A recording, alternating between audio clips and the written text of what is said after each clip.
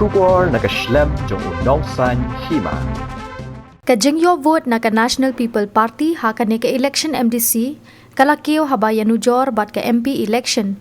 Yakane nakaliang usembut Menteri Rangba aga jela ubadairu un National Secretary ka National People Party uba Sniawbhalang dhar ulayathu habaya kren bat kinong thok khubor.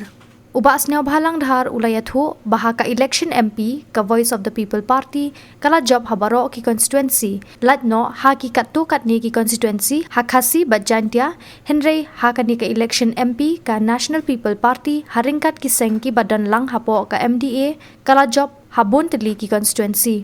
Ula benrap da ka baong baki padba ki don ya junction ya ka seng bad ki don jingkerman bakin job bun ha ka election ka banwan.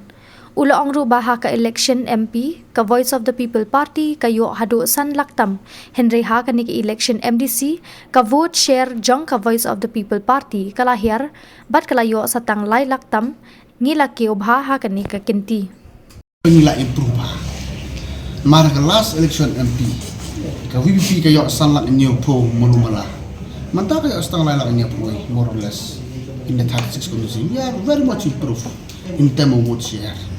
Teman-teman ni MBC kyo lailak niya po ke NPP kayo arlak prapo tam is different only 85,000. Hagalas ka different lailak tam. But we are really improving as a NPP party and as MDA partners.